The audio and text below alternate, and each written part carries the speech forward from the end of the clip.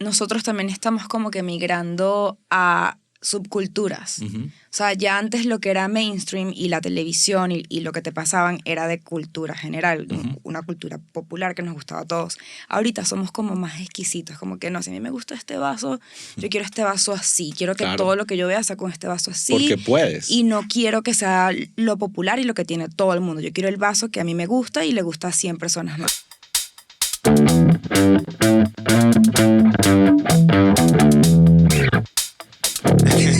Yo también. Todos somos un tono anaranjado, sí. Independientemente si eres de donde seas del mundo. No sé, es contraste. Teoría del color, teoría del audio. No, está interesante. Increíble. ¿Tú cómo estás, Jos? Bien, todo fino. Es viernes en la noche, aquí estamos grabando.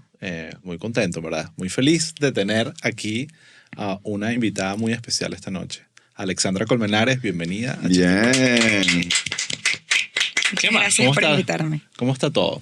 Estoy muy bien, estoy bastante halagada de estar invitada a este espacio. Además, ya siento que es parte de mi casa. Claro, sí. Se siente así. Vamos a hacer esa pregunta demasiado infomercialosa de ¿qué estás haciendo aquí en Miami? Ay, mira, chico, ¿qué te trae por las calles de Miami? Yo siento que ya es como mi segunda casa. Sí, en verdad. Te veo mucho más que gente que vive en Miami, que debería estar viendo con frecuencia. Considérenlo por allá, la gente que me está escuchando. Sí.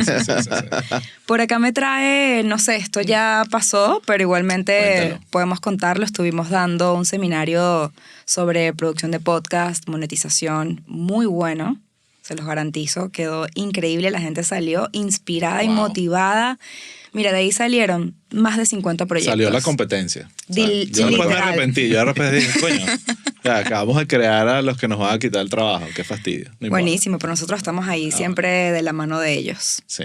Bueno, nada, para explicarle a la gente, estás aquí también en parte por este proyecto que hicimos, Produce tu Podcast, que lo estamos haciendo con Academia Chiste Interno, de algo que conversábamos hace un poco, que grabamos un live de que era algo que nos estaba pidiendo mucho la gente.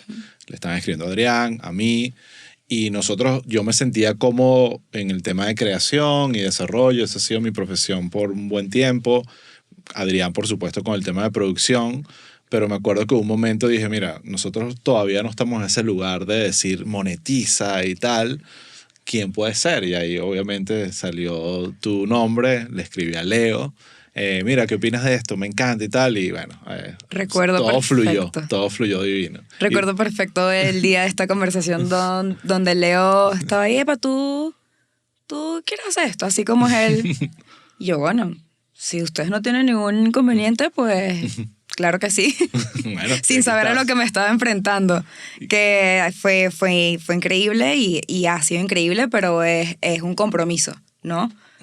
Con Sí. todas las personas. No, y sobre todo porque yo he hecho seminarios y workshops antes de otras cosas relacionadas a creatividad, pero específicamente de podcast, este es el primero que hago. Y siempre el primero, bueno, uno está fajado, aquí estamos los tres viendo las presentaciones, agregándole. Es como que en las últimas media hora se me han ocurrido como 10 cosas más que le quiero agregar y que ya no es quítale cosas, pero sigo agregándole y es esa emoción de ver cómo, ¿sabes? Cómo va a fluir todo y nada, estoy muy contento. Adrián, ¿tú cómo estás? ¿Todo bien? Bien, todo chévere, chequeando los niveles de audio, asegurándonos que todo esté fluyendo en orden. Esto pareciera que estuvo sembrado, como que, mire, claro, y eso es lo que vas a hablar mañana.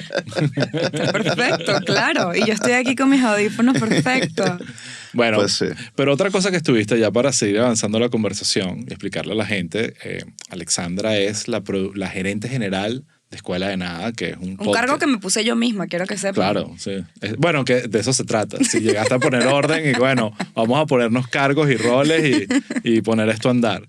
Y yo siempre lo he dicho, ya vi otros episodios acá, por aquí ha estado Simenotero y ha estado Silvia Patricia, personas que no necesariamente son comediantes, pero que están involucradas en el mundo del entretenimiento y la comedia.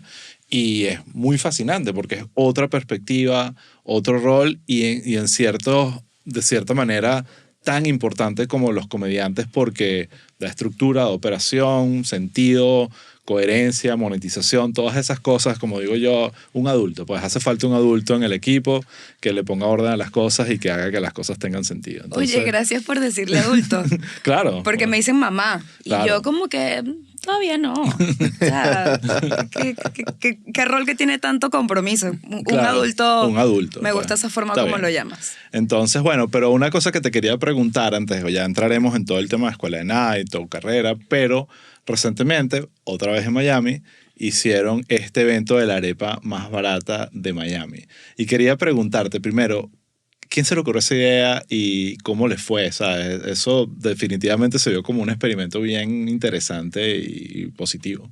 100%, como todas las ideas que salen dentro de Escuela de Nada son muy orgánicas y muy espontáneas. A veces la gente piensa que todo tiene una estrategia de marketing y sí, pero todo viene después de que sale una idea mágica de la cabeza de alguno de ellos tres. Uh-huh. Y pues básicamente en un episodio ellos estaban hablando del costo de la comida venezolana en el exterior y de esto cómo ha subido, ¿no? Un poco el valor. Sí. Y eso se sacó como un clip donde comenzó a agarrar un vuelo, comenzó a agarrar un tema de opinión bastante fuerte. Entonces luego dijimos, esto se está yendo demasiado viral. A Leo le comenzaron a escribir algunos restaurantes alrededor del mundo y dijimos, ok, ¿por qué no hacemos un episodio? Porque ahora también estamos con una onda de hacer episodios con expertos, hacer episodios ya no solo con los Eden and Friends, que son nuestros amigos, músicos, artistas, sino con personas de profesiones en algún área. Entonces dijimos, ok, ¿por qué no hacemos esto con los restauranteros? Y ahí comenzaba a generar una bolita de nieve que literal en mi cabeza era como que, ya va. Pero ustedes quieren vender la arepa. No, ya va. Pero ustedes quieren transmitir esto en vivo. No. Y literalmente esa bolita de nieve iba creciendo y de repente tenía un monstruo de evento donde les dije, ok, está bien, me convencieron, me motivaron a hacer esto, vamos a hacerlo. Y literalmente así es como salen las ideas en Escuela de Nada. Tenemos un equipo súper valioso y bueno, nada, nos pusimos en marcha. Pero ahí diste con algo que me parece importante en esta conversación, que es como que la idea nace orgánica de una conversación, 100%. Un punto de vista, y como que esa misma reacción de la audiencia es lo que te da señales de que, mira, esto hay algo. Y el punto de que la comida venezolana, o la percepción de la comida venezolana es cara, no solo en Estados Unidos, en otras partes del mundo, es real y muchos hablamos de ese tema. Yo me acuerdo incluso que fui a México a sacarme el pasaporte y sabes que al lado de la embajada hay una arepera, un restaurante de comida venezolana, y yo no podía creer el precio de la arepa. O sea, yo estaba, entonces me acuerdo hablando porque conozco al dueño del restaurante y me decía que bueno, es que es mucho más laborioso y que él estaba pensando más bien empezar a hacer comida mexicana porque entendió por qué. Sabes, como que había un argumento y una lógica detrás, pero que no es tan fácil de ver cuando uno piensa, bueno, una arepa, eso uno la hace y creo que bueno, un poco la experiencia los llevó a tener esas respuestas y el episodio con los chefs fue muy interesante. Más allá de la experiencia de la arepa, el episodio que tuvieron creo que era uno de Chile, uno de Miami y otro de España. Estuvo muy interesante porque le dieron la oportunidad a los chefs de explicar la cuestión y argumentar la cuestión. Que no es un tema de clavarse a la nostalgia, ¿sabes? Como de alguna forma de déjame cobrar más caro porque la gente está nostálgica. Que eso también puede haber. Yo creo que con las chucherías eso puede estar pasando. Coño, sí. Pero con las arepas no. Y es que también siento que ese clip que salió del podcast, porque todas las ideas que salen así orgánicas parten de la silla de ellos tres donde están sentados, como que lo sacas de contexto también un poco y entonces empiezas a hacer opiniones fuera también, no, que si es barata, no, que si es caro. Entonces, bueno, nosotros nos dimos cuenta, hicimos de hecho un video como del tras cámara de todo lo que fuimos viviendo desde el día 1 que nos sentamos a hablar de esto, pero cómo los costos, Y básicamente la conclusión es que depende demasiado de las oportunidades y del espacio y de lo que cada persona tenga en ese momento. Claro. 100% es el costo que tiene es porque es el costo que vale. Exactamente.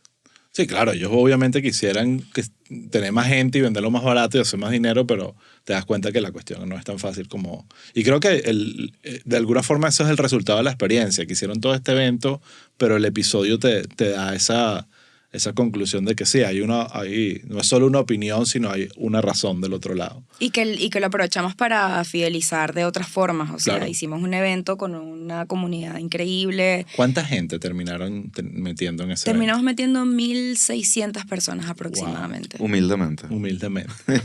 Gente que quería en Miami. O sea, En esto no es un Miami. evento Wow. online. Esto, Bueno, y el streaming tuvo más de 100.000 views Wow. en el lapso de las 12 horas. Claro. Sí, que eso Hubo fue... gente que estuvo conectada. Se pegó todo el día. Yo vi un pedazo, vi cuando estuvo Chente, o sea, estuvo muy fino, muy bien hecho. Obviamente un abrazo a la gente de Tripping Animals, que siempre se portan tan bien. Increíble. Y bueno, qué locura. ¿Sabes? Esos eventos que ustedes lanzan cada vez, yo no puedo creer la cantidad de gente que logran convocar. No, y la energía en el sitio está increíble. La mesa de beer pong con los concursos, o sea, la vaina se está yendo de la mano a otro nivel. ¿A ti te propusieron para jugar? Sí, pero me escapé. Te escapaste, ¿verdad? Sí, claro, obviamente. Yo de no sé repente jugar que beer no, pong. tú eres el árbitro. Y yo, pero yo nunca he jugado beer pong. No, tienes que estar pendiente. Y yo en algún momento me desaparecí, vi a Adrián escrito en la pizarrita y de repente no veo que está jugando. Yo con una birrita al lado viendo tranquila. Se escapó. Bueno, qué buena experiencia. Voy a hacer la primera pausa, además muy oportuna, para hablar de Academia Chiste Interno, que es este gran lugar que hemos creado alrededor del podcast para capacitación, inspiración para todas las personas que estén, no solo comedia, ahorita estamos haciendo podcasts y impro que pueda aplicar para otras cosas. Entonces, toda esa información, todo lo que estamos haciendo, vayan y véanlo en chisteinterno.com/academia y ahí van a poder ver los cursos on demand que estamos haciendo. Ya para este momento que salga este episodio van a ver al menos 4 o 5 cursos on demand de distintos temas, de stand-up, de escritura de comedia, de creatividad, de propuestas creativas, que también eso creo que es importante, que la gente sepa articular su idea. Todo eso lo van a ver. On demand significa que lo pueden ver y comprar y hacer en el tiempo y el lugar que quieran. No dependen de una hora en específico o un lugar específico. También tenemos los cursos online. Pronto ahí vamos a anunciar 2 que están muy finos. Y tenemos también los workshops, como este que estamos haciendo de Produce tu Podcast en Miami. Y seguiremos anunciando más que vienen por ahí. Tenemos muchas ganas. No sé en este momento que estamos grabando si para el momento que salga este episodio habrá más información de empezar a hacer workshops en otras ciudades que no sean Miami. Ya nos están escribiendo de otras ciudades. Y bueno, ahí nos estamos organizando para que todo fluya. Así que ya, repito, chisteinterno.com/academia. Ahí está toda la información. Te iba a decir que me metí en la plataforma y está increíble. Hice el curso de Rubén, porque también Qué cool. me gusta. Como trabajo con el humor, tengo que estar ahí pendiente de Claro. cualquier remate, ¿no? Porque es importante saber.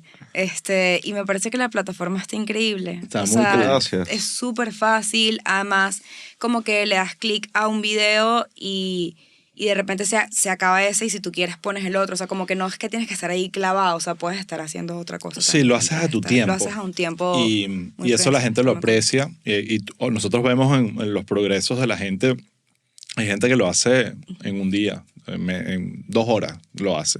Y hay gente que tarda, o sea, todavía no va por la mitad y lo compró hace un mes. Entonces, cada quien lo hace a su ritmo, pero está muy fino y creo que es como, nosotros lo vemos como estos cursos on demand son más el abreboca para ver si esto te gusta, te entusiasma y de repente eso te invita de repente a hacer, si estás haciendo el de stand-up de Rubén, oye, estoy en mi ciudad, déjame ver qué open mics hay por aquí, déjame ir un día a probar. Y eso te como que rompe el hielo un poco y ahí, bueno, después tenemos, de Rubén también tenemos cursos privados de él. Hay muchas cosas ahí que van a ver en nuestra página de la academia y sí, le estamos metiendo mucho cariño y creo que hace falta. Y una de las cosas que ha pasado, por ejemplo, creo que Escuela de Nada es un perfecto ejemplo. Y yo lo digo aquí muchísimo con comediantes importantes, un George, un Nacho, un Led, que ahorita ya las nuevas generaciones están viendo en estos comediantes, en estos podcasters, que sí se puede lograr, que sí puedes cumplir tus sueños, sí puedes vivir de esto. Entonces ya no es como una ilusión lejana, sino que algo, bueno, mira, déjame. Y muchos de ellos, no todos, pero Nacho es uno, por ejemplo, que ha hecho cursos, hizo cursos de guión, y cuando ves que, mira, yo también empecé por acá, creo que fue Gal del Varas, un comediante español muy famoso que se enamoró de todo esto haciendo un curso de impro.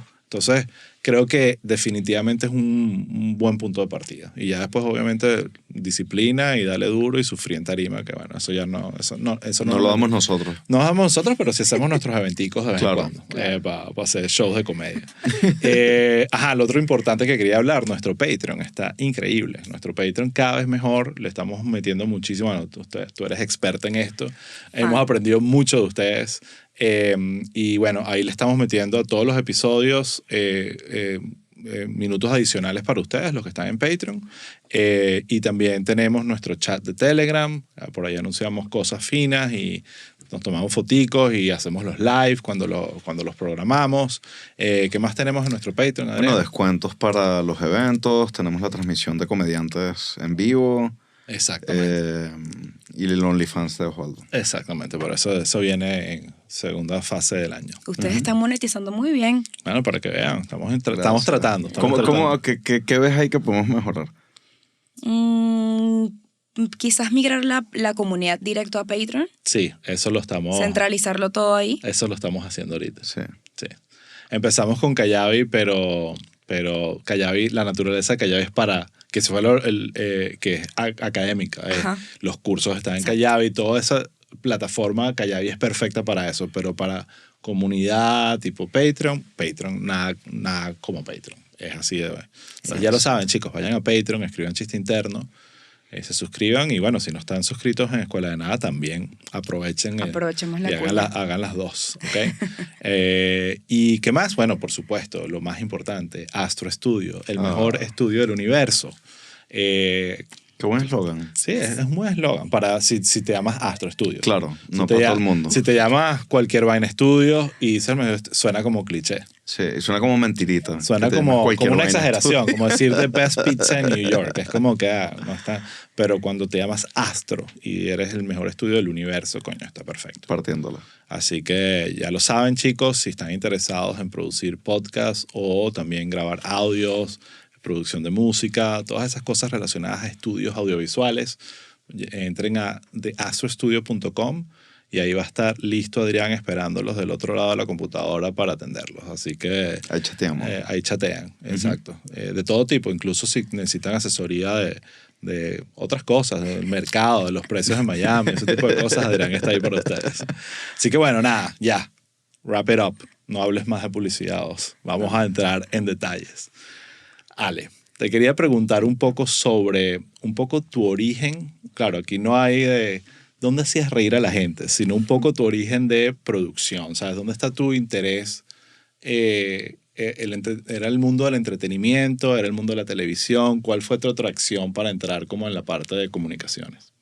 Fue ver que mi padrino viajaba por todo el mundo. ¿Quién es tu padrino? Como periodista, Oscar Medina. Ok, yo lo conozco. Claro. Él es mi padrino querido y yo veía que él viajaba y se iba allá y venía para acá y me traía regalitos de todos lados. Yo decía, pero ¿por qué tú tienes una profesión que te encanta tanto y viajas tanto? Me dijo, no, yo soy periodista. Y yo, ok, yo quiero ser lo que tú eres. Y mi papá por el otro lado, y que no, tú tienes que ser médico. Claro, bueno, también un buen... Pero al final y al cabo sí me terminó apoyando para ¿Y era el periodismo? Comunicación social. Era el periodismo lo que te traía. Era el periodismo, sí. lo que me llamaba. No veía la producción como algo de lo que de verdad me iba a dedicar y me iba a apasionar tanto. Lo fui descubriendo en el camino, 100%. Y en realidad el periodismo es una carrera fascinante. O sea, en verdad, más allá de toda esta crítica que puede haber ahorita de los medios y hay como... de alguna forma creo que no se le da el valor que realmente merece el periodismo, pero como carrera me parece eso, tiene hasta un elemento romántico de viajar, conocer. No, es que yo recuerdo mi la papá, curiosidad como de antaño, creo yo, como uno romantiza así la... Sí. O sea, yo quería ser periodista antes de ser productor audiovisual. Claro. 100%. ¿Será que viene como de una generación más atrás? Creo que sí, o sea... No recuerdo, el otro día estaba en el mercado y me acuerdo que agarré el Miami Herald y me sentí como, qué bolas que estoy agarrando un periódico después de cuántos años, ¿sabes? Como que ya Eso está en otra época. Es que yo recuerdo a mi papá todos los domingos bajaba y compraba todos los periódicos habidos y por haber, y era mi sala llena de puro periódico. Claro. Yo admito que yo era Apasionado. suscriptor del New York Times impreso hasta hace como 2 años. Y en un momento ya dije, esto no tiene el más mínimo sentido, ni siquiera lo estoy... O sea, realmente llegué como que esto ya es nostalgia, Sí. es otra cosa. Pero sí, igual cuando me refiero al periodismo no es literalmente... No, claro, el periódico per se, sino la profesión de investigar. a la profesión del periodismo, que Sí. puede ser, ahorita hay periodismo digital espectacular. Pero sí, es una profesión que creo que te enamora más, es como se la comparo con la arquitectura, siento que te enamora más el concepto de ella y cuando la haces ok, esto está más difícil de tener realmente la carrera que te imaginaste, ¿no? Entonces, bueno, o sea, estoy seguro que hay arquitectos increíbles, pero... Lo bueno fue que yo en el trayecto me pude ir dando cuenta de cuál era de verdad el área que quería, porque en comunicación social empiezas a ver como un poco de periodismo, un poco de publicidad, un poco de... Tú estudiaste en la audiovisual. Católica. Soy ubicavista. Ok, igual que yo, chócala. Yeah. Y tuviste que escoger mención, escogiste producto, o sea... Artes audiovisuales. Sí, Claro. es que en mi journey de la universidad me di cuenta que lo que me apasionaba era las artes audiovisuales. Cuando tú te graduaste, eran Estaban las 3 menciones. Sí. Publicidad y mercadeo, audiovisual y periodismo. Y tenías que hacer, creo que eran 2 años, primero como base. Eran 3 años y luego 2 años. Exacto, igual que el mío. En esos primeros 3 años igual veías como un Como poquitito todo. de cada uno y ya luego venían las especializaciones. ¿Te dio clases briseño? Me dio clases briseño. El profesor briseño. Obviamente. El profesor Briseño, en efecto. ¿Qué clases Y te dio? Miguel Arias. Miguel Arias Ah, también. wow. Miguel Arias es un punto bien importante en mi carrera porque él, recuerdo, un día puso pasantías en la Mega. Y yo dije, suena cool. ¿Por qué no? Además yo nací en Barquisimeto Ujú. y no tenía mucho networking en Caracas. Y si en Caracas no te mueves y no tienes networking, no eres nadie. Yo dije, ¿Y fuiste a Caracas a estudiar la carrera? a estudiar. Ok. Justamente en la Católica, porque mi padrino se graduó en la Católica y yo dije, Debe que seguir los pasos. ¿qué seguir? Claro, está bien. Después me fui para otro lado, pero bueno, más o menos fui haciéndolo y la Católica fue una elección increíble. Y mandé mi currículum.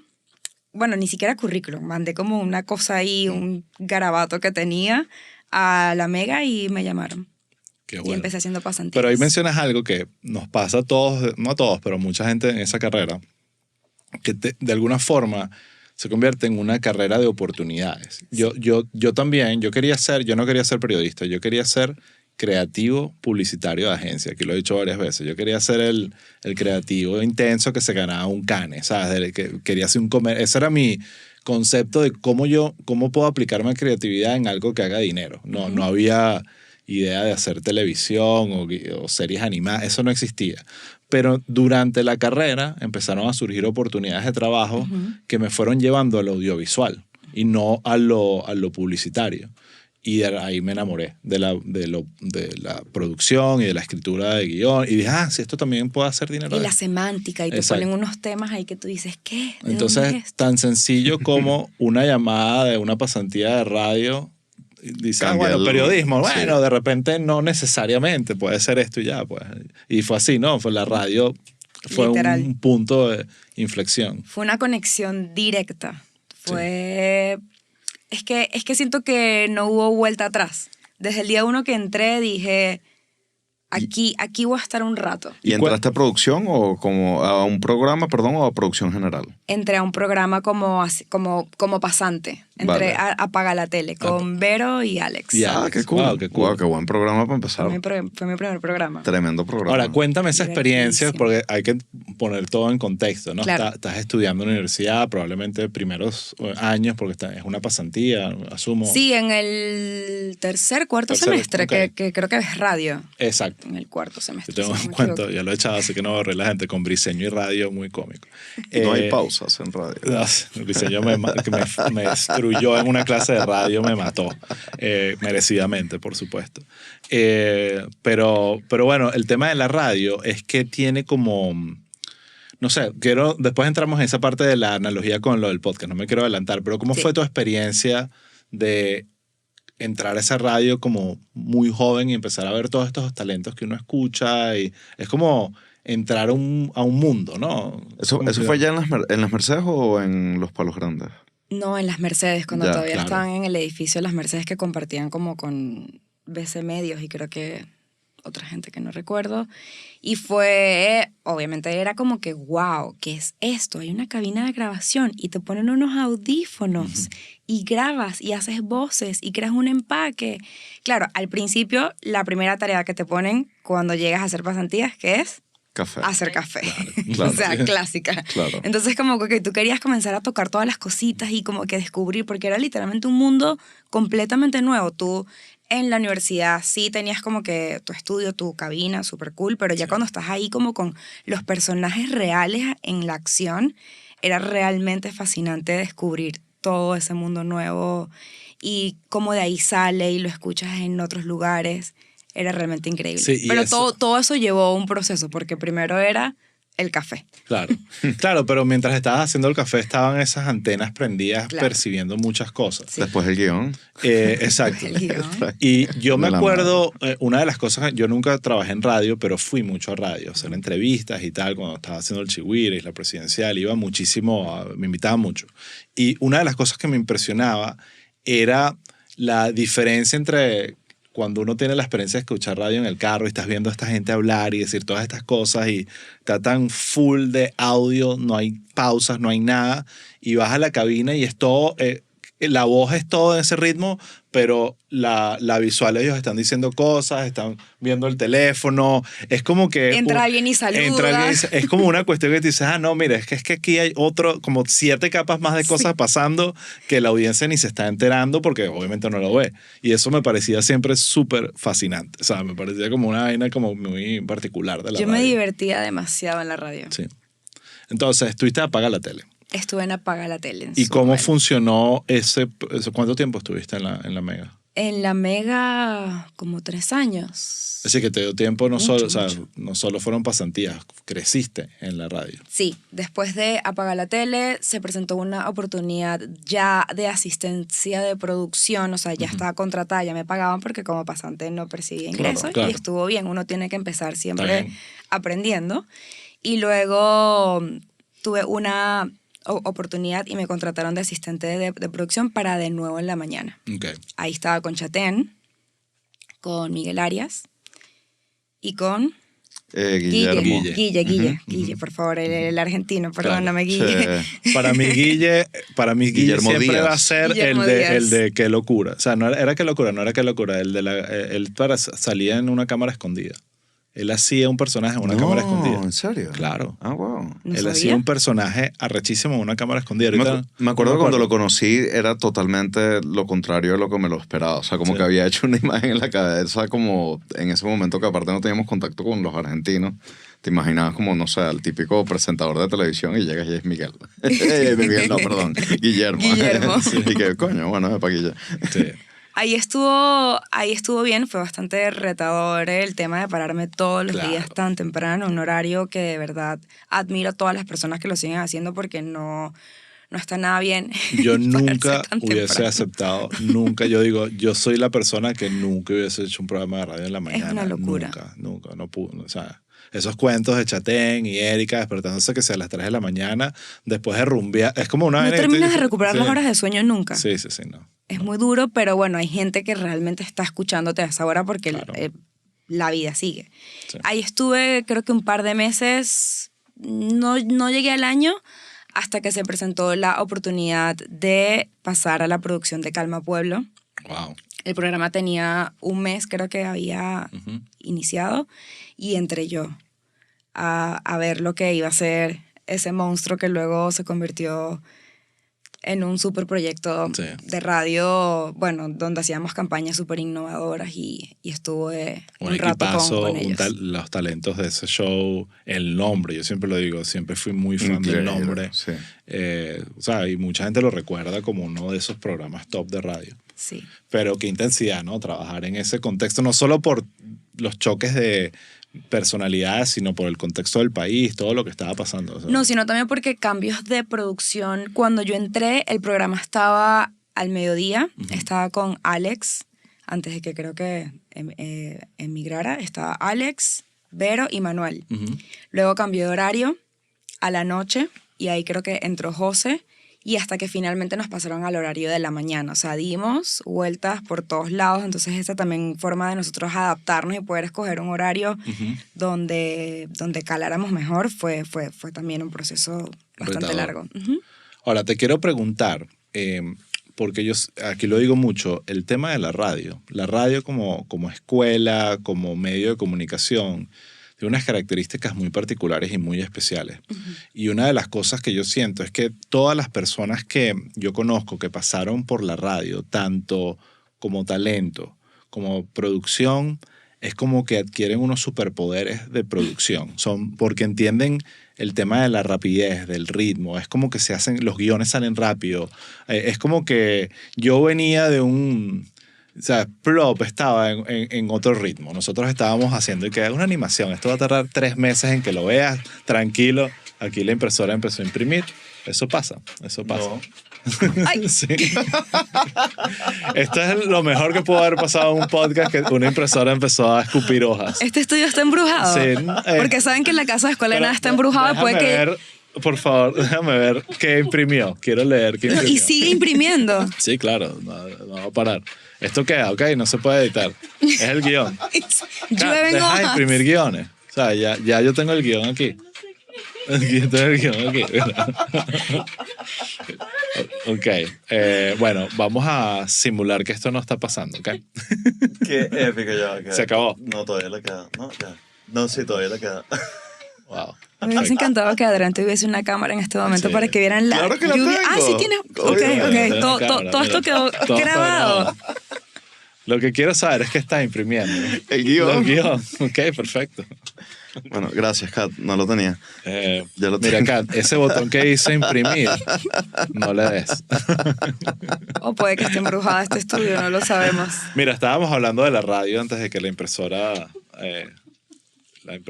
embrujada nos atacara. ¿Qué estábamos hablando de la radio? De la rapidez. De lo frenético que era. Justamente iba a decir eso. ¿Sabes qué? Me voló la cabeza la radio cuando hacíamos promo con la banda. Obviamente los locutores están tratando de entretener a la gente.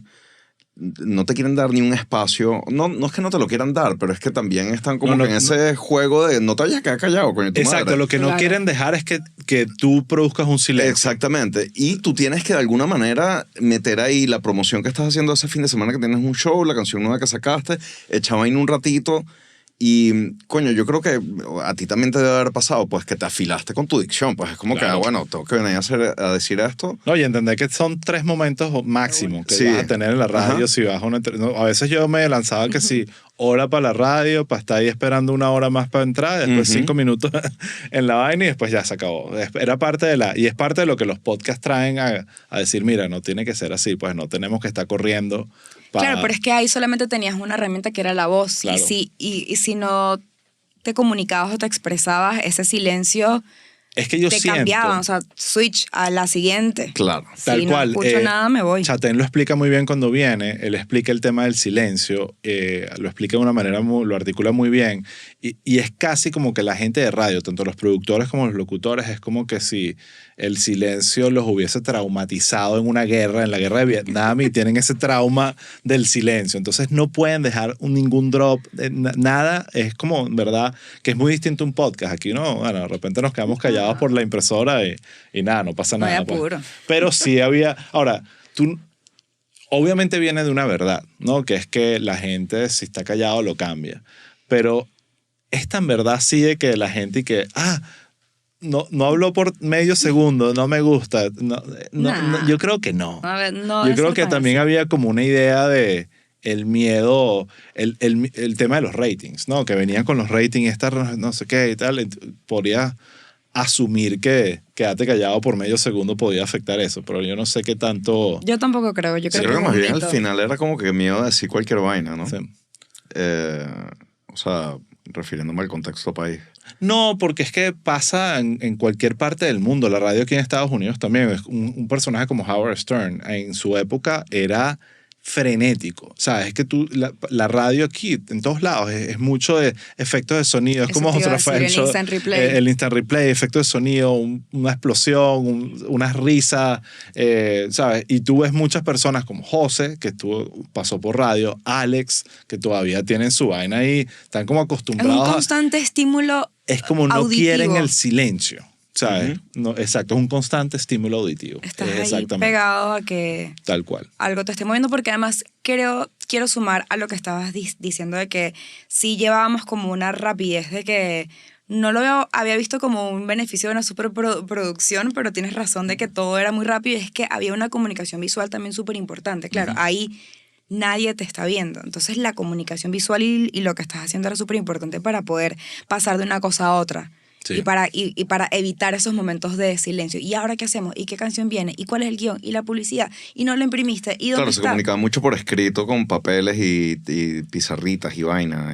Claro. Sí, miradas, es lo que tú dices. Sí, a veces es un tema de comunicación corporal, ¿sabes? Más que verbal, porque estás ahí, tienes que hacer una señal y tal. Y ojo, no sé, piensas en un personaje como Chatén que iba taca, a una velocidad como que...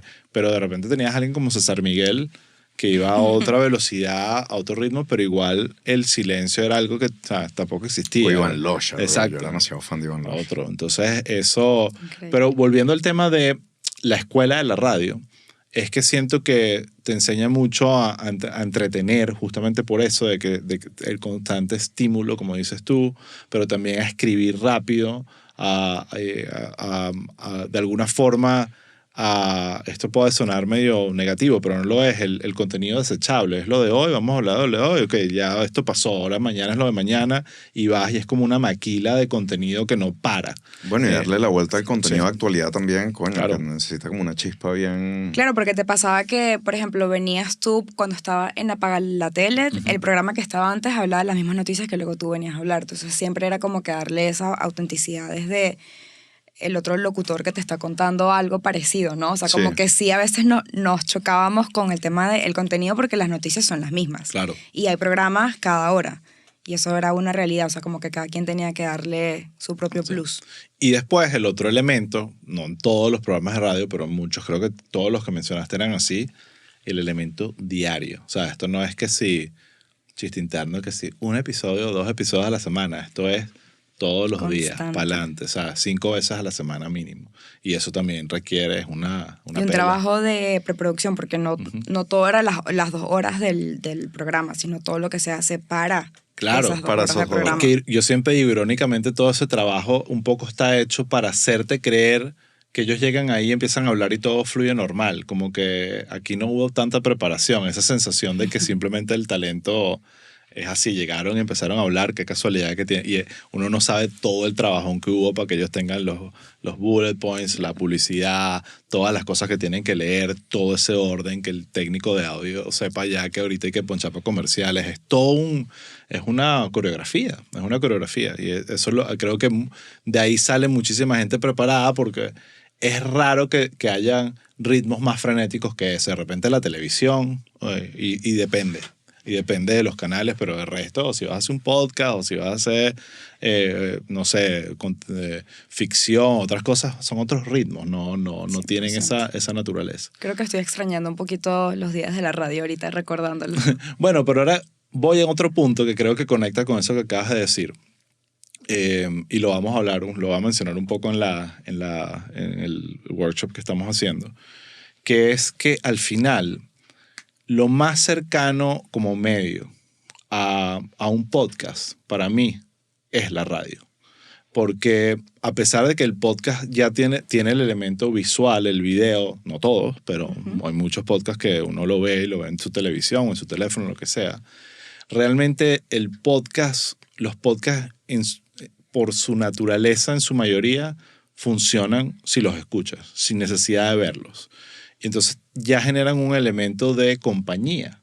O sea, ya no están ahí para que tú te sientes y pares todo y le dediques el 100% de tu atención a eso, sino que tú, mientras estás en otras actividades de tu vida, como manejar, yendo al trabajo, hacer ejercicio, cocinar, qué sé yo, cualquier cosa, caminar, lo que sea, tú puedes estar escuchando la radio. Un avión. Escuchando un avión, lo que sea, estás escuchando un podcast. Y yo creo que la radio tenía ese rol. Por eso la radio y el carro, por ejemplo, tienen una relación tan estrecha. Uno escucha la radio, por eso los programas de la mañana eran tan exitosos. ¿Por qué? Porque la gente está en el carro yendo. Los podcasts ya no tienen eso porque ya perdieron el elemento temporal. Es on demand, cuando tú quieras y ya. Claro.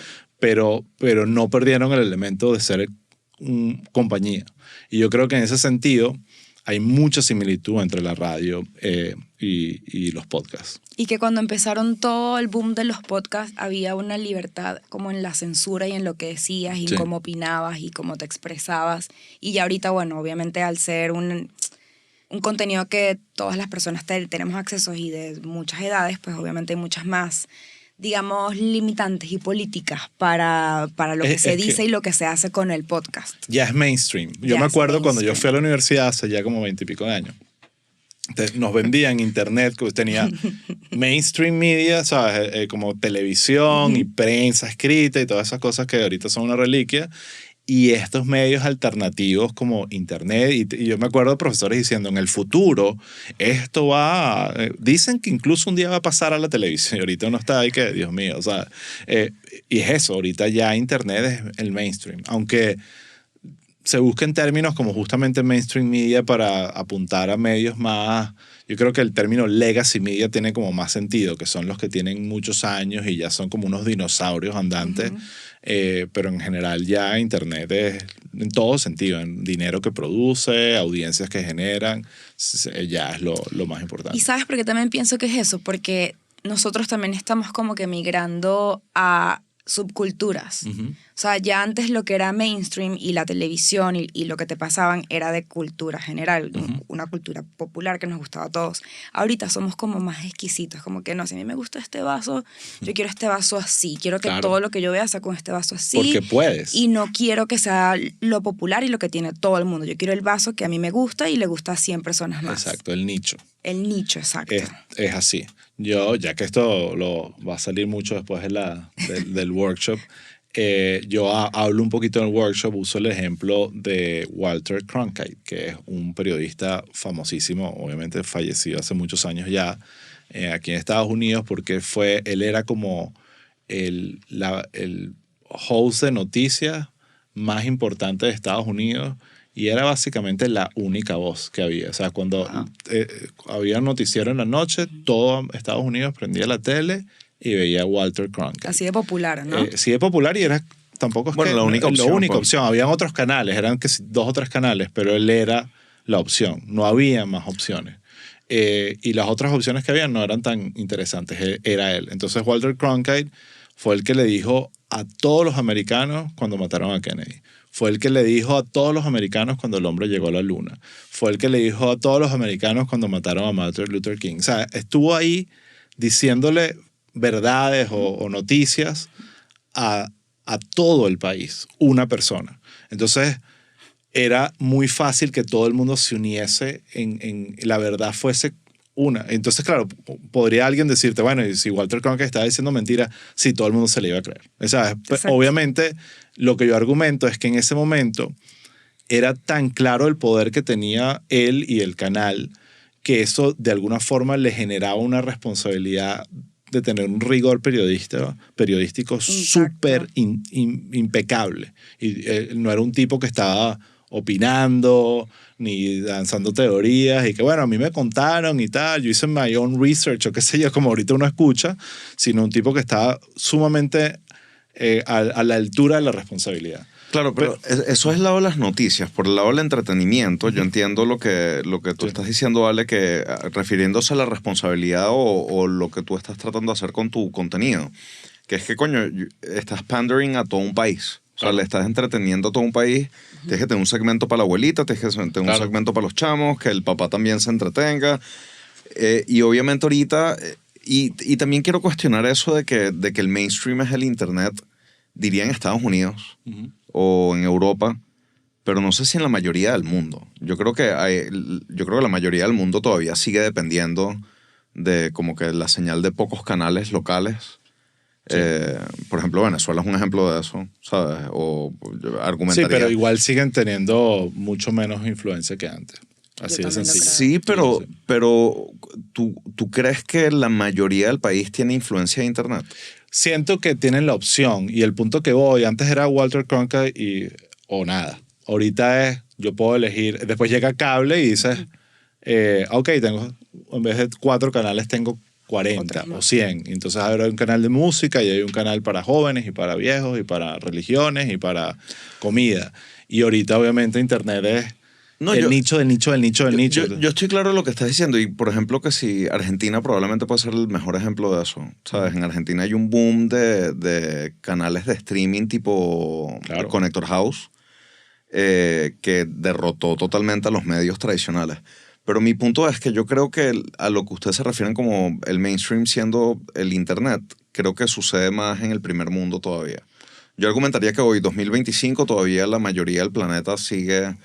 Vamos a un cambio. No estoy despichando el globito, pues, pero lo que estoy diciendo no. Yo me estaba refiriendo a nuestro contexto, pues. No estoy pensando mucho en África ahorita, pues. Pero América Latina es gran parte de nuestra audiencia. Pero América Latina tiene una penetración de Internet altísima. Sí. Altísima. Okay. No te diría... O sea, te diría que la televisión sigue teniendo muchísima fuerza.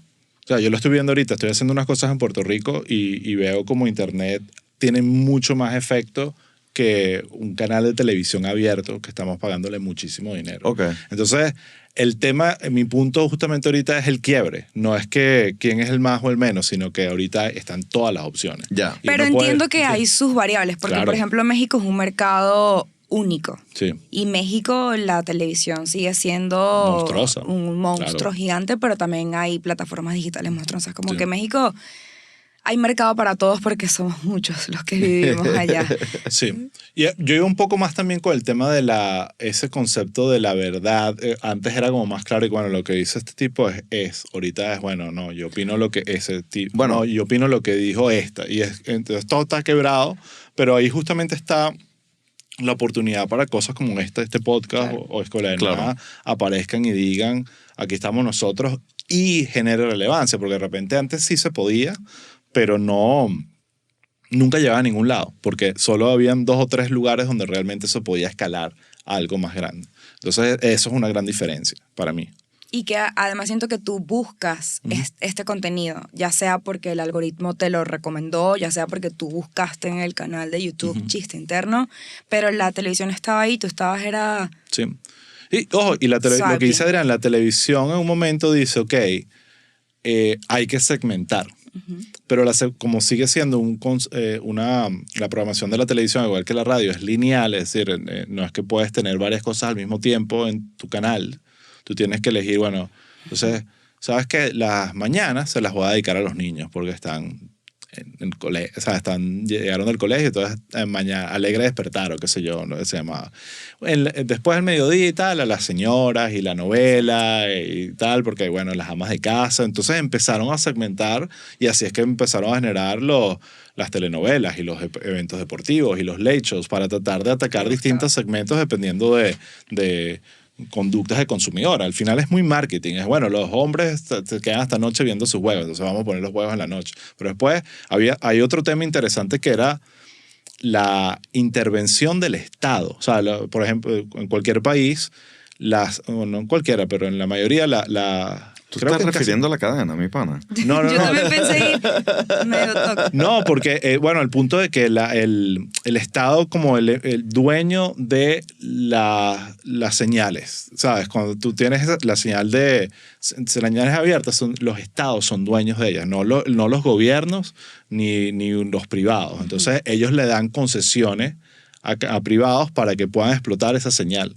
Entonces, obviamente ahí vi, por ejemplo, el concepto de que haya un noticiero todos los días al mediodía, a las 11 y en la mañana, era una petición del Estado. Era, mira, ok, yo te voy a dar la concesión, pero tú tienes que informarle a la población de cosas que estén pasando y eso es una responsabilidad que tienes que tomar. Y todas esas como reglas surgieron un poquito de ponerle un poco de no sé por qué acabo de pensar en Succession.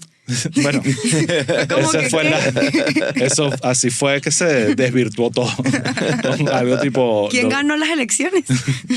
Entonces, ese rol del Estado con Internet y la llegada de Internet empezó a ser un poquito más difícil de... Ahorita está empezando a tener. O sea, Claro. Es lo que te digo, el mainstream, y el punto que iba con el mainstream es que trae consigo regulación. Entonces, antes Así va a llegar podíamos también. decir lo que sea porque es que todavía no es mainstream, no lo estamos parando. Pero ahorita YouTube dice, no, ya va. Nosotros estamos súper regulados, nos están poniendo el ojo, las comisiones de no sé qué vaina, y si tú dices esta palabra, te desmonetizo. O si tú haces esta vaina, o si dices que esto es para niños, pero dices cosas que no son para niños, entonces sí, empiezan las reglas y empieza uno a sufrir. Yo me imagino que con la Escuela de Nada han tenido sus issues con ese tema. Claro, ya estamos jugándole a la autocensura, porque Exacto. es que ya tenemos par de iconos amarillos, que eso lo vimos en nuestra masterclass de cómo produce tu podcast, que no son los más beneficiosos para la salud de tu canal de YouTube. Tu canal de YouTube tiene que tener una salud balanceada, donde el contenido que estés haciendo sea lo más adecuado para todo público. Porque de esa forma YouTube te va a mostrar mejor y vas a estar como chévere con ellos. Si empiezas a hacer contenido que no va para todo el público, pues ahí como que YouTube empieza a darte unos warnings de que ten cuidado, entonces uno se empieza a autocensurar.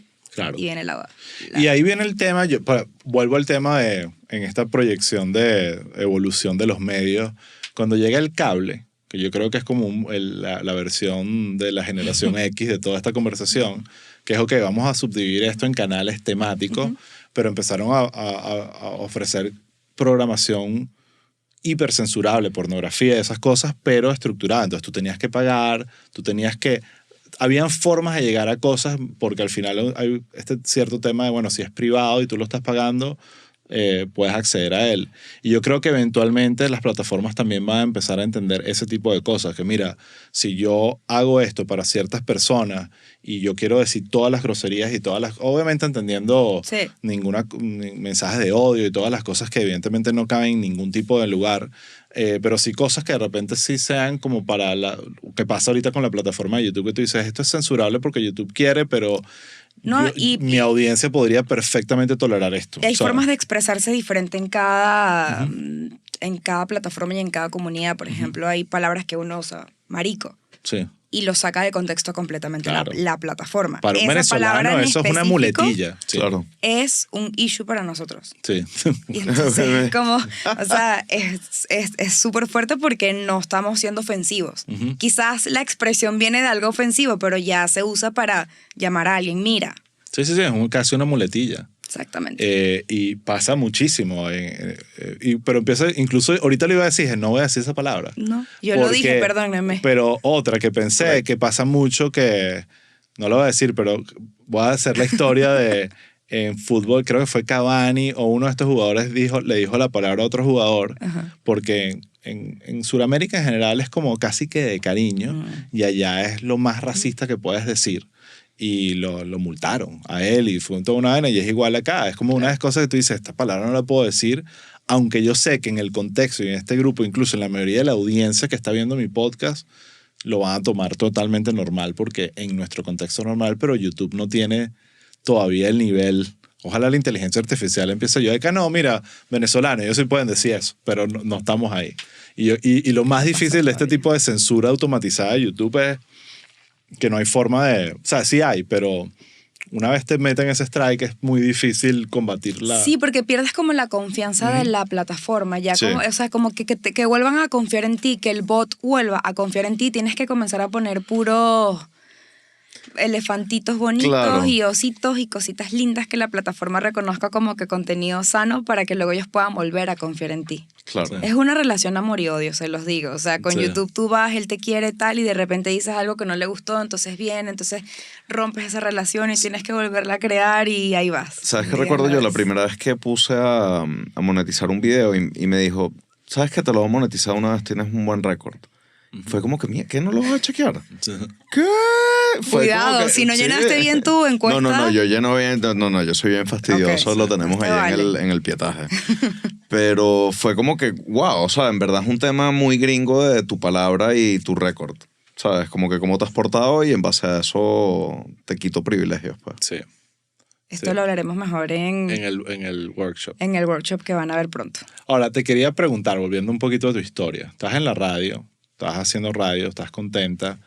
¿Qué hiciste después? Como creo que fuiste, entiendo, te moviste al área de ventas. Me moví al área de ventas. Paralelo a la radio también estaba como en eventos de producción, musicales, trabajé en los premios Pepsi Music, Ok. un cuanto de ediciones bastantes. Era increíble llevar como dos vidas. Estaba como entre la Mega y oficinas haciendo producciones y luego de eso entré en el departamento de ventas. Uh-huh. Hubo un momento donde dije, ok, quiero ser más corporate, quiero ver de dónde viene Quiero el hacer dinero dinero. realmente, entender cuál es el músculo que mueve esto, porque si no lo saben, o sea, en todas las empresas el músculo es el marketing, las ventas, de los grandes canales de televisión y ahora en el mundo del podcasting, Uh-huh. lo que mueve son los ingresos de las ventas. Sí, Entonces claro. entré en el departamento de ventas De Unión Radio. de Unión Radio.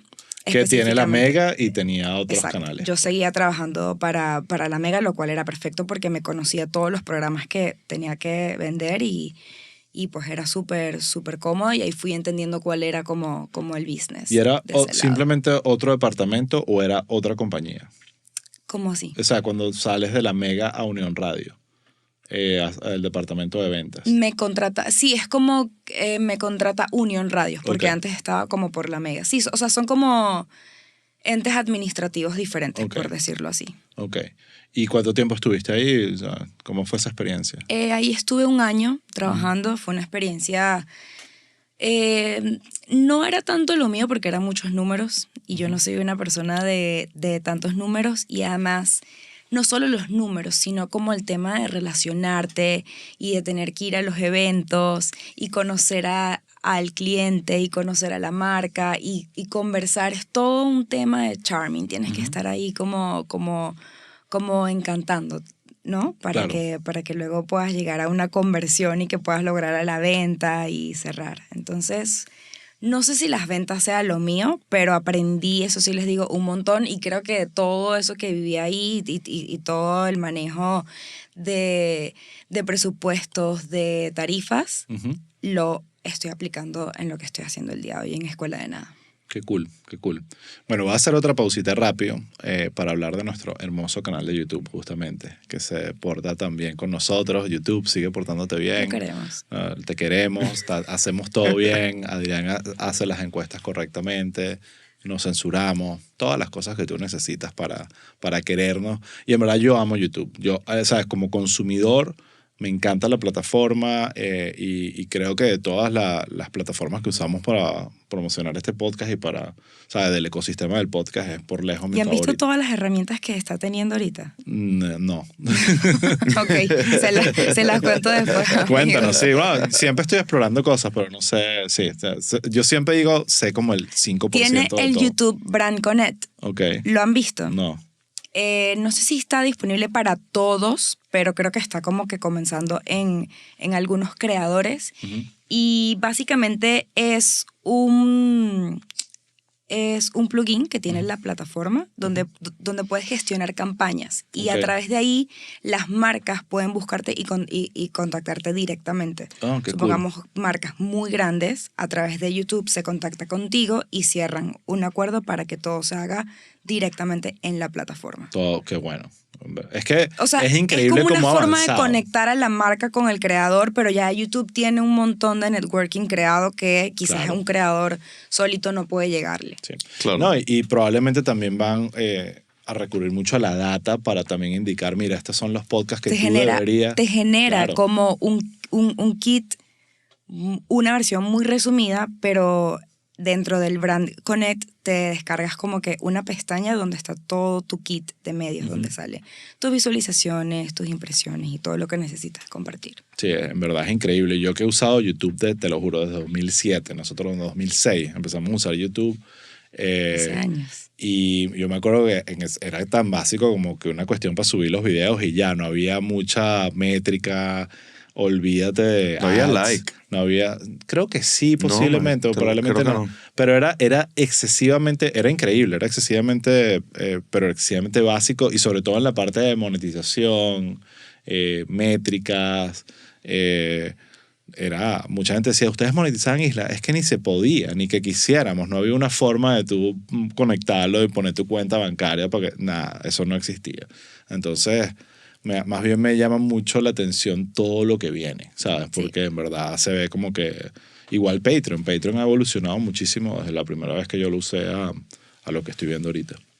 100%, siento que ellos están trabajando mucho en el UX, en el user experience, o sea, como que cada vez sea más fácil que desde tu teléfono y desde la aplicación puedas navegar, entrar, ver el episodio, comentar. Ahora hay una función de que puedas hacer en vivos dentro de la plataforma nativa de Patreon. Entonces eso también ayuda mucho a los creadores, de que yo sé que tenemos a nuestro YouTube querido, pero bueno, si ya estás fidelizando con una comunidad que paga por un contenido y lo puedes hacer con Patreon, centralízalo ahí. Sí. Bueno, estaba justamente hablando de nuestro YouTube. Vayan para allá, escriban Chiste Interno, suscríbanse, denle like, denle a la campanita, compartan, comenten. ¿Qué más? Mira, voy a hacer un favor aquí a Escuela de Nada. Vayan al de Escuela de Nada también y suscríbanse ahí. Que no, si no los conocen. Mándalemos un poquito ahí de gente. Necesitan ahí un pelín de gente. Sí, necesitamos. Un poquito. Siempre, nunca. Siempre. Nunca. Y además el público de ustedes es muy cool. Sí. Nosotros amamos nuestra bella audiencia. Así que ya, ¿no? Ya dije todo lo que tenía que decir de YouTube. Mira, te quería preguntar, estás en Venezuela, estás explorando ventas, estás haciendo, toda tu carrera profesional, ¿no? Y obviamente este tema de todas estas oportunidades que te están pasando y que estás contando son increíbles, pero obviamente estás en un país que tú dices, ya, hay futuro, ¿qué es esto? Obviamente toda esa época de los últimos 10 años han sido bien complicados para muchos venezolanos y decides migrar. Te quiero preguntar, ¿qué fue lo que te llevó a migrar? ¿Hubo una decisión externa, interna? ¿Qué pasó para que tú dijeras, ya, me voy? De todo, eso pasa. Sí, todo junto. Dios mío, es como que, o sea, te viene un montón de decisiones y de opciones y de futuro. Empiezas a cuestionarte tantas cosas. Yo afortunadamente siempre trabajé en lo que más me gustaba, que era producir, ya sea eventos, ya sea podcast. Y estuve produciendo hasta el día 1 antes de irme, pero sabía que podía buscar algo mejor afuera para un futuro mejor. Y suena demasiado cliché y suena así como demasiado, un futuro mejor, sí, pero es que es la realidad. O sea, uno emigra para buscar una mejor calidad de vida. Sí. Y la decisión de México fue como por segundo plano. México no era mi primera opción. Mi primera opción era Estados Unidos, venir a hacerme una maestría en Full Sail. Quería estudiar cine. Esa escuela es increíble. Vine a hacer un behind the scenes, me enamoré. Luego cuando me pasaron la cotización dije, ok, ya no me gustas tanto. No es tan bonito como... Ya no eres tan bonito. Y bueno, pasaron otras opciones por mi cabeza y mientras estaba como que en esa decisión de irme, no irme, una de mis mejores amigas en México me dijo, vente un rato, inténtalo. Y yo ya había escuchado que había muchas personas que están en México de nuestro... del área de comunicación. Del área de comunicaciones y yo siempre he sido una persona que habla mucho y conoce y contacta con la gente. Entonces dije, bueno, voy a probar. Y justo el día que yo iba a viajar de visita a México fue el apagón en Venezuela en el 2018. Yo, ¿cómo? ¿Cómo que no puedo viajar? ¿Cómo que no hay luz? ¿Cómo que estoy en Maiquetía y no despega ningún avión? Qué frustrante. Y ahí dije, ok, esto puede ser una señal de que Sí. quizás tengas que ver una visión más allá y ahorita sí como que formalizar ese pensamiento de emigrar, porque todavía yo iba a México con un plan de visitar a una amiga y de conocer un país nuevo que la verdad, desde mi conocimiento no era lo que es ahorita, que es una ciudad multicultural increíble donde tienes una diversidad de opciones para hacer. Y nada, pues después de ese súper apagón, replanteé mi vuelo y... Pero te pudiste montar en el avión. No, tuve que reprogramar todo el viaje cuando todo se fue como reactivando poco a poco. Moví la fecha de mi viaje, pero ya iba como que con una sensación... determinación un poco más clara. Sí, ya iba como que pensando en un cambio. Pero fuiste ya, o sea, tú te fuiste diciendo me voy, o fuiste más como déjame ir a ver.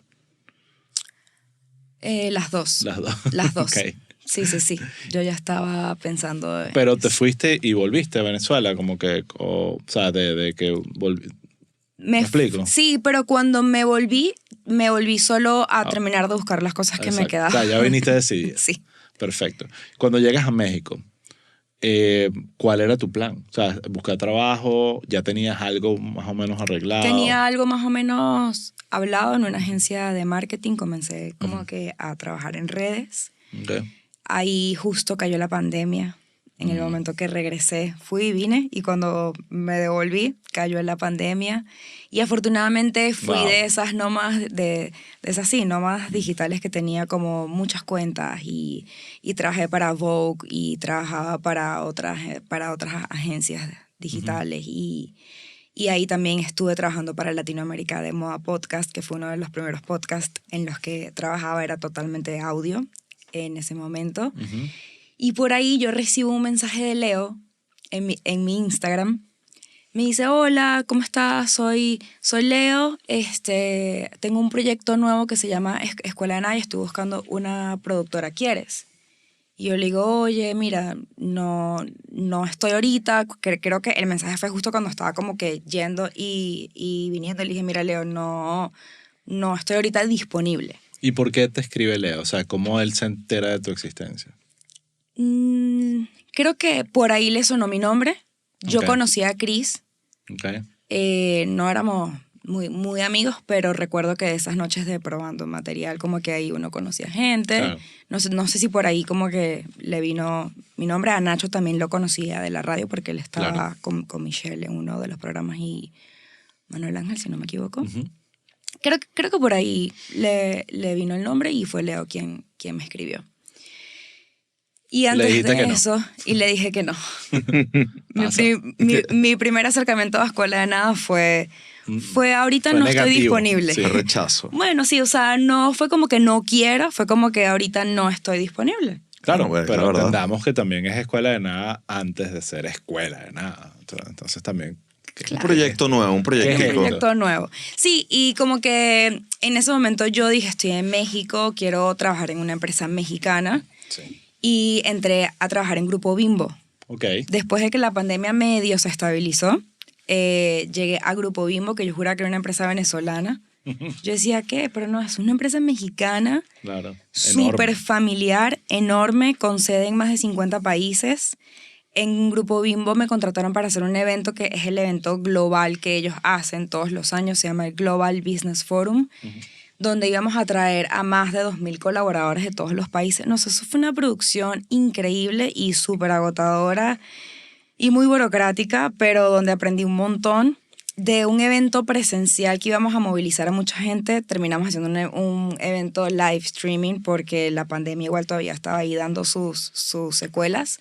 Entonces hicimos una transmisión de todo el evento donde también aprendí un montón sobre todo el tema de live streaming. Y bueno, ya Bimbo como que estaba cerrando mi ciclo en todo lo que conocí, aprendí y viví en mi etapa de Godín. En México se le dice Godines a todas las personas que trabajamos en un horario de 9 a 6. Exacto. Y le escribí a Chris.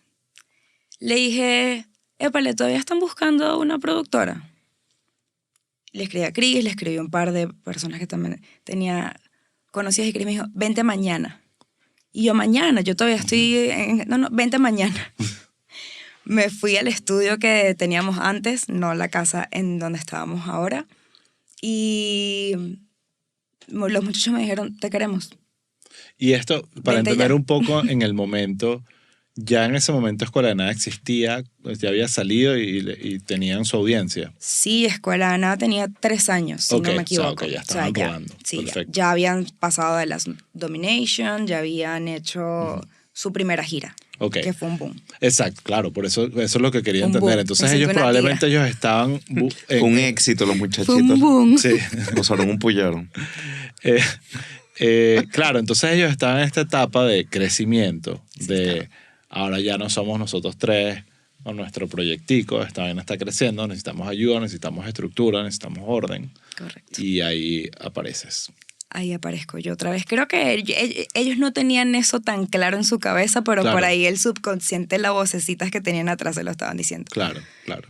Y ahí entré. Y cuando tú entras, ¿qué era Escuela de Nada? ¿Ellos tres y tú? ¿O había No, ya un... estaba y Daniel, Claro, había un diseñador y también estaba otra productora. ok. Y entré yo como a hacerle dupla a ella porque realmente creo que ellos veían un valor en mí importante y valioso que le iba a sumar algo a la estructura del proyecto y bueno, creo que sí ha sido. Creo Claro. que hemos llegado a un lugar súper chévere. En ese momento que entras y arrancas, ya me dices que los conocías a ellos un pelín, pero tenías como una especie de conexión con el trabajo que estaban haciendo, habías escuchado el podcast antes, era algo como que, bueno, yo sé que estos chamos existen. Exacto. O sea, como Me que caen los había bien. escuchado. Por ahí sé que hicieron un evento de Leo tomando agua que la gente pagó. Yo decía, ¿por qué la gente paga por esto? Y después dije, esto es un éxito, qué idea tan brillante. Pero no era consumidora. Explícale a la gente lo de Leo tomando agua. Leo tomando agua fue un evento en vivo donde Leo literalmente se sentó y tomó agua. Por muchas horas y la gente pagó solo por verlo tomar agua. Qué genial. Qué épico. Fue una genialidad, Sí, ¿o sí, no? Sí. Sí. Una genialidad, totalmente, totalmente.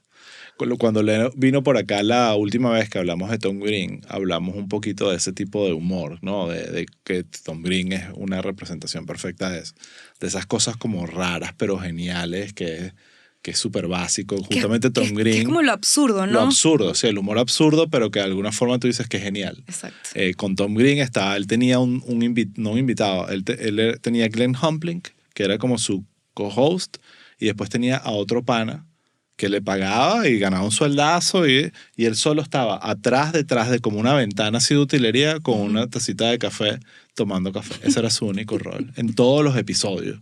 Y era como una genialidad. Yo me pues. lo imagino, me da risa. Entonces, hace poco salió el documental y va y visita a su pana, que ya es que es un cincuentón y vaina, y el tipo feliz de la vida viviendo en Canadá, no sé, de los reales que hizo de no hacer nada en un fondo. Ok, entonces, entras a Escuela de Nada. Cuéntame cómo fue, ¿te sentiste como retada, miedo, o era como que vámonos, que esto hay que llevarlo al otro nivel? Era tú completamente desconocido, pero sabía que tenía ganas de hacer algo diferente. Ya tenía ganas como que de crecer en otro género, en otro género. Entonces creo que o sea, como que los primeros 2 meses era como que observar, entender, conocerlos, ver un poco cómo era la dinámica para yo luego poder proponer cosas. Sí, o sea, como que al principio te sientes un poquito intimidada porque la energía, los temas de conversación, como que todo va muy rápido. Y hay evidentemente un humor que se maneja, que tienes que estar como bastante pila y ágil Sí. para poderlo batear. Sí. Entonces estaba ahí como que tratando de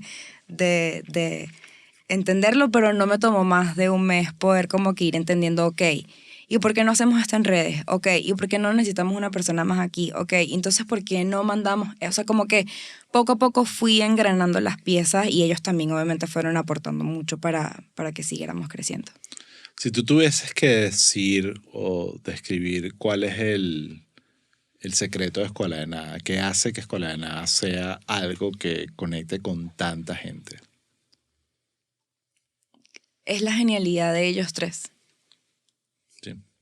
La genialidad, ¿de las tres combinados o de individual? De los tres combinados. Sí, es la mezcla. Ellos tres combinados es una fórmula casi perfecta, Sí. para no decir perfecta. Yo creo que eso es lo que hace que el podcast sea y que todavía tengamos una comunidad así de fiel.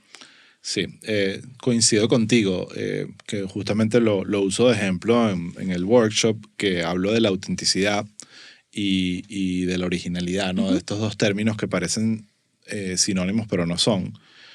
Porque realmente, y esto no lo digo de una forma despectiva, tres chamos, tres jóvenes, tres personas hablando huevonadas en un podcast no es nada original. Es como que se ha hecho muchísimo, ¿no?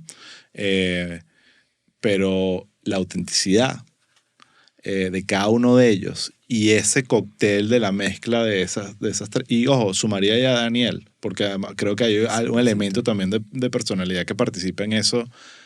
Ahí es donde está la clave, es la autenticidad que hay en cada uno de ellos y cómo se manejan. Tú estabas hablando ahorita del tema de lo rápido que son con los chistes. Una de las cosas que yo más disfruto, que es un humor muy infantil, muy masculino, pero muy infantil, valga la redundancia, es Chris y Nacho con sus pullas todo el tiempo de su mamá y es como que están todo el tiempo y tú sientes que Leo está en el medio como que en el tiroteo de pullas, pero eso no para y es súper infantil y súper divertido y lo hace muy auténtico y yo creo que la gente lo siente como que estos son mis panas, o sea, yo estoy aquí y yo soy el cuarto, o sea, yo estoy escuchando esto, hay tres chamos y yo soy el cuarto, o sea, y eso creo que es como una vaina muy poderosa. Sí, 100% esa complicidad como de chistes internos, Sí. la cuña para chiste interno, Ahí van. que se han creado también hace que te haga sentir más parte de lo que estás consumiendo. Sí. Eso, bueno, volvemos al argumento de la compañía, que los podcasts exitosos son compañías. Y yo siento que a veces pasa, lo he visto mucho en Escuela de Nada, pero lo veo en otros podcasts, que tú ves cómo los fans se refieren al podcast y tú sientes que casi están hablando de su terapeuta, ¿sabes? Como de alguien demasiado importante en la estructura de su vida y en la razón de por qué las cosas están bien. Yo creo que ahí hay muchas coyunturas y variables que nos tocaron, como la migración, la diáspora, un montón de cosas que también es conectar con cosas que se sienten cercanas en lugares que de repente no lo son. O sea, no sé si ustedes han hecho el ejercicio de imaginarse toda la gente que los está escuchando en todos lados y debe ser cada planetas distintos, literalmente. Entonces creo que eso, ahí hay un elemento también que va más allá del contenido que ustedes hacen y de la audiencia, sino las cosas que están pasando. Y también creo que le quiero sumar el tema de la constancia, porque Sí. ellos empezaron con un episodio, pero eso duró 6 meses. Luego metieron 2 y luego 3. Y hubo un momento que teníamos 4. Sí. Afortunadamente ahorita ya le bajamos otra vez a 3. Sí. Pero la constancia es clave. Clave. Es clave para el éxito. La constancia y la paciencia, porque parte de la cuestión es que hay gente que dice, yo fui constante 3 meses todo, aunque 3 meses no es nada. No es nada. Muchos podcasts tardan 3, 4, 5 años en ver el primer dólar, ¿entiendes? Y yo creo que de eso se trata, esa mezcla de paciencia y constancia, y obviamente entender que estás haciendo algo que te gusta y que funciona, porque no todos los podcasts que se hacen a punta de constancia y paciencia lo van a lograr. Cuando son malos y esa idea no va, y eso viene apagado desde el nacimiento, eso no va a aprender con constancia. Pero lo que sí te puedo garantizar es que hay muchos proyectos increíbles que mueren por falta de constancia y de disciplina y paciencia. Y eso me parece, bueno, que Escuela de Nada es el perfecto ejemplo. Leo lo articuló muy bien cuando él dijo, mira, nosotros nos pusimos una meta, si en un año no estamos, pusieron un objetivo, lo lograron y para adelante. Si no funcionó, que eso es parte también lo que va a hablar, es que también el fracaso también ayuda, o sea, no vas a pegarla a la primera, y si la pegas a la primera, qué fino, pero no... Ese fracaso te va a servir también un montón. Sirve demasiado, sirve muchísimo. Y, ok, esto no funcionó por esto, déjame darle esta vuelta y así es que aparecen cosas. Y yo que los conozco a todos, por distintas razones, pero todas terminan en plop. Leo es el perfecto ejemplo. Yo desde que conocí a Leo, nunca lo he visto no hacer nada. O sea, me explico, estaba haciendo proyectos todo el tiempo, vainas, no sé qué, video, una vaina hizo con nosotros, después hizo su Independiente con Planeta Urbe, y no, muchos fueron exitosos, ojo, no estoy diciendo, pero también otros no tanto, ¿sabes? Y esa constancia de hacer algo llega un momento donde pacta, jackpot y apareció Escuela de Nada. Es como una máquina de hacer cosas. Bueno, porque también él tiene, yo creo que él tiene también, Leo en particular, bueno, todos, pero que los tres en verdad tienen eso, que consumen mucho contenido también. Son consumidores, porque aquí lo hablamos mucho de que hay muchos productores, o sea, no productores, comediantes que no consumen contenido o comedia, porque no quieren influenciarse y tienen argumentos interesantísimos. Claro. Te diría que incluso son la mayoría de las personas que hemos entrevistado, los comediantes, que no, realmente la comedia no es algo que consumen tanto. Ven terror, ven otras vainas, pero en el caso de los tres son muy obsesionados con elementos culturales, música, moda, gastronomía, ¿sabes? Están en política, ¿sabes? Yo me puedo sentar a hablar de política 3 días, ¿entiendes? Nacho con el cine, entonces esa mezcla de vainas creo que es como lo hace muy, muy poderoso. Lo hace muy, muy poderoso. Mira, te quería preguntar, porque obviamente está el podcast, ¿no? Está el reto de 3 veces a la semana, a veces 4, sentarse, grabar, el estudio, pero al final es una dinámica que puedes controlar, es en un lugar, tienen que venir, hay que prepararse, no se subestima, pero es muy mecánica y tiene como un loop. Pero cuando vienen estos éxitos y vienen estos momentos donde tú dices, wow, nos está yendo muy, mira toda esta audiencia que tenemos, empiezan las ideas de qué más podemos hacer, qué más podemos hacer por esto. Y vienen los proyectos de las giras, por ejemplo. Te quería preguntar justamente porque el año pasado, antepasado, ya se me fue, hicieron una mega gira por Estados Unidos.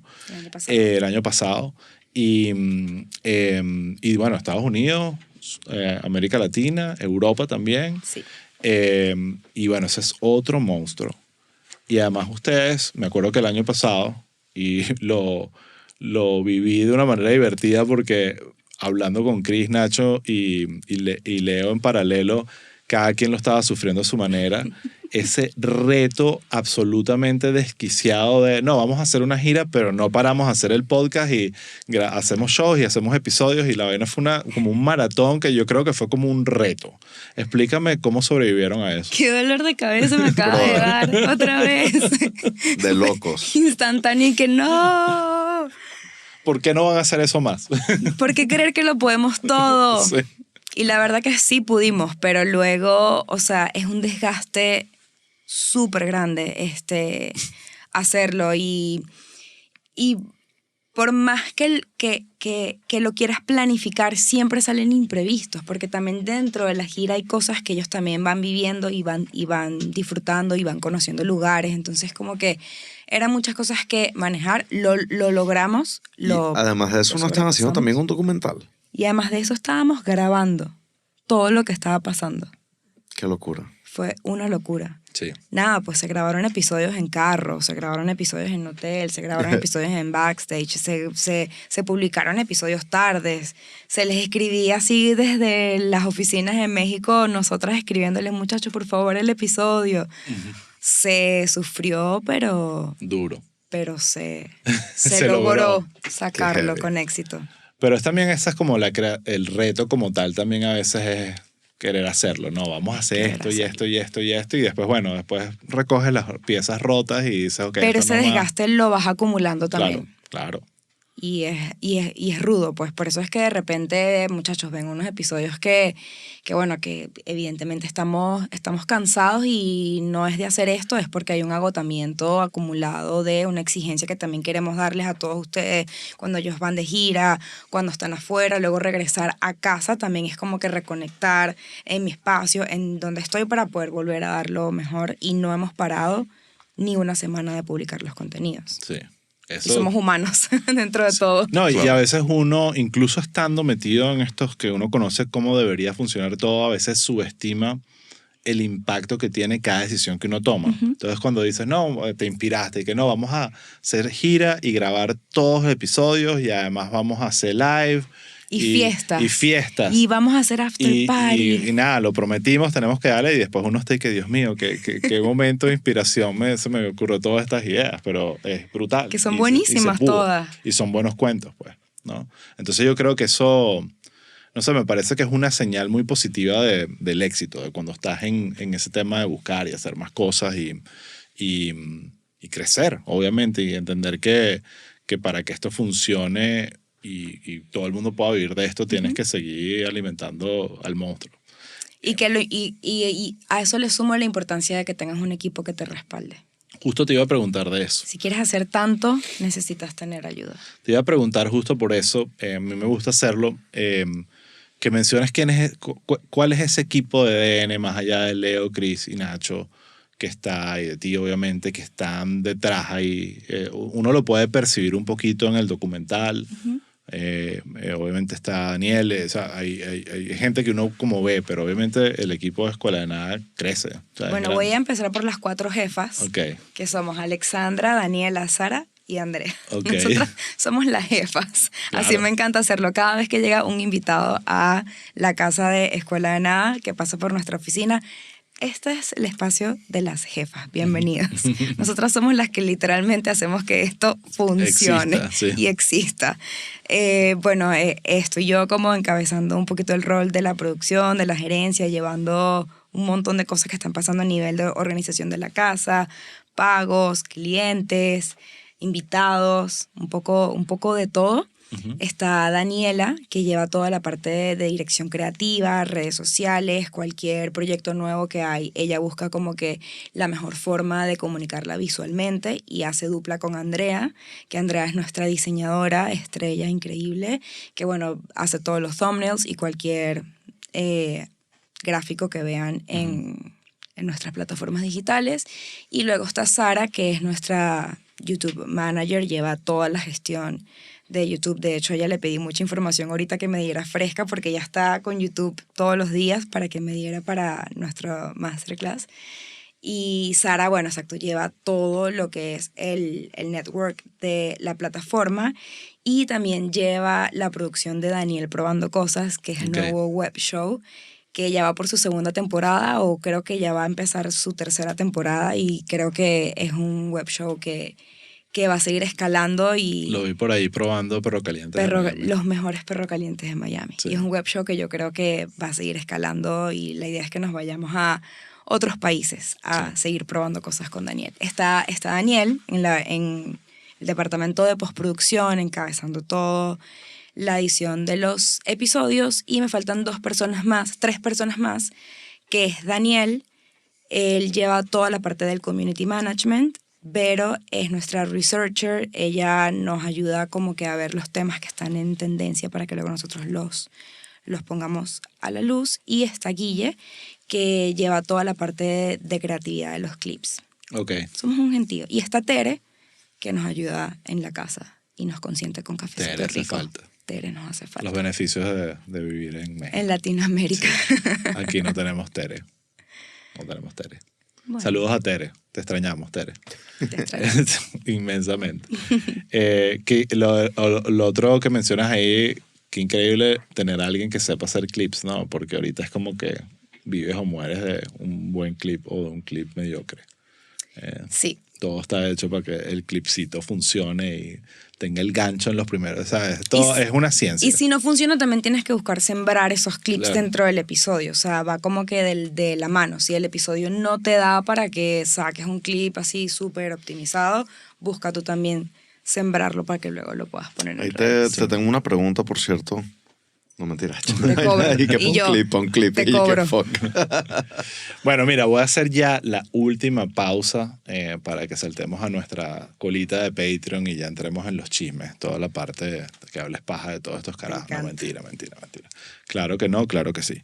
Pero bueno, quería justamente hablar de nuestro Patreon, como mencioné al principio.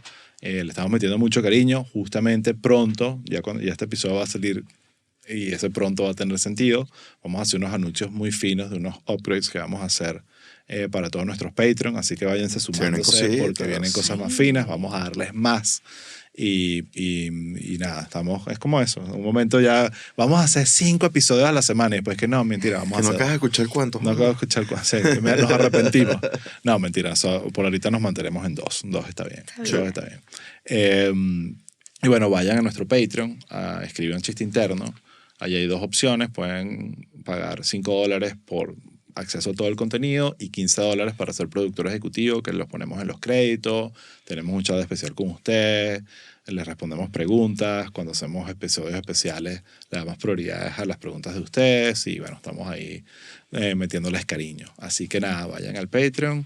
¿Algo más, Adrián? Yo creo que eso es todo. Eso es todo. ¿La pregunta picante? No, bueno, ninguna pregunta picante, pero bueno, más o menos picante. Una de las cosas más retadoras de los ambientes creativos es el manejo de los egos, porque el tema de la creatividad está muy asociada al ego y a pensar que mi idea es la mejor y cuando tienes a 3 creativos de el calibre que son Leo, Nacho y Chris, eso puede ser un tema, hay algo como de psicología, cómo manejar eso para que todo fluya bien. Y no es necesariamente porque haya conflictos entre ellos, sino para que todo fluya. ¿Cómo, o sea, tú sientes que tienes que aplicar algo de psicología para que las cosas fluyan? Y recuerda, suscríbete o síguenos para no perderte de todo lo que viene.